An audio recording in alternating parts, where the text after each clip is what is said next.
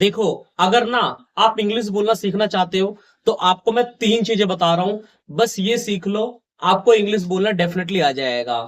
देखो, हम ना क्या करते हैं, जब इंग्लिश बोलना सीखते हैं तो हम बहुत सारी चीजें सीखते हैं, कुछ कभी कुछ सीख रहे हैं, कभी कुछ सीख रहे हैं। ठीक है, अलग अलग तरीकों से हम बहुत सारी चीजें सीखते हैं। लेकिन आपको मैं ऑनेस्टली बता रहा हूं, आप ना सिर्फ 3 चीजें सीखिए, आपको इंग्लिश बोलना आ जाएगा। ठीक है, चलिए बता दूं। देखो, सबसे पहली चीज, तो जब हम इंग्लिश बोलेंगे तो हम भाई कोई सेंटेंस ही बोलेंगे ना। ठीक है, मतलब मैं बोल रहा हूं कि मैं इंग्लिश में बोलता हूं, मैं जा रहा हूं, आई एम गोइंग। तो आई एम गोइंग क्या है, एक सेंटेंस है। तो ये जो सेंटेंस है किसी न किसी स्ट्रक्चर बना होगा, किसी न किसी फॉर्मूले बना होगा। तो आपको क्या करना है, आपको स्ट्रक्चर सीखने हैं। ठीक है, स्ट्रक्चर सीखिए, किसी भी तरीके से आप सीख सकते हैं, वो आप देख सकते हैं।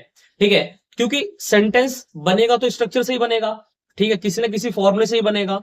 तो ये चीज तो हमें आनी चाहिए। मैं भी अपने स्टूडेंट्स को जब इंग्लिश क्लास में सिखाता हूं तो स्ट्रक्चर ही सिखाता हूं। ठीक है, दूसरी चीज, अब स्ट्रक्चर आपने सीख लिया तो भाई आपको थोड़ी बहुत ग्रामर भी सीखनी पड़ेगी।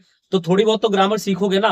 ठीक है, तो ज्यादा नहीं सीख रहे हो तो फंक्शनल ग्रामर सीख लो, मतलब ग्रामर का वो पोर्शन तो कम से कम सीख लो जो इंग्लिश बोलने में यूज किया जाता है। ठीक है, बहुत ज्यादा आपको ग्रामर सीखने की जरूरत नहीं है, टाइप्स नहीं सीखने की जरूरत है। नॉर्मली आप कंसेप्ट को समझ लो। ठीक है, छोटी छोटी चीजें समझ लो, प्रीपोजिशन समझ लो, कंजंक्शन समझ लो, डब्ल्यूएच फैमिली, ये सब समझ लो, आपके लिए बहुत इजी होगा।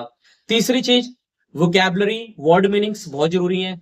ठीक है, तो थोड़ी बहुत डेली यूज वाली वर्ड मीनिंग तो आपको आनी चाहिए। ठीक है, तो जो बेसिक वर्ड मीनिंग्स है ये तो आप सीख ही लो। ठीक है, इसमें वर्ब की फॉर्म्स वगैरह भी आ जाएंगी, वर्ब भी आ जाएंगी। तो पहला स्ट्रक्चर आप सीखो। ठीक है, स्ट्रक्चर मतलब जिससे आप सेंटेंस बना रहे हो। दूसरा, थोड़ी बहुत आप ग्रामर जरूर सीख लो।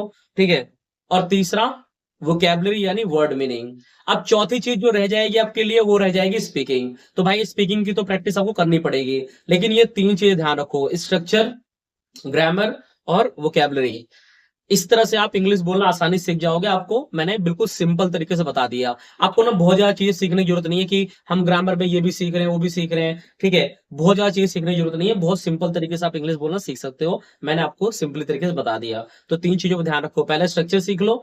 ठीक है, थोड़ी बहुत ग्रामर सीखो और वोकैबुलरी सीखो, और जो भी चीजें आपने सीखी है उससे इंग्लिश बोलने की प्रैक्टिस जरूर करो। क्योंकि बोलना तो बोल के ही आएगा ना। ठीक है, कोई कितना भी आपको सिखा ले, कितना भी आप लिख लो, इससे इंग्लिश बोलना नहीं आएगा जब तक आप खुद से नहीं बोलोगे। तो भाई ये काम करो और इंग्लिश बोलने की प्रैक्टिस भी करो। इंग्लिश बोलना आ जाएगा, बहुत इजी है, सभी लोग इसको सीखते हैं। ठीक है, धन्यवाद।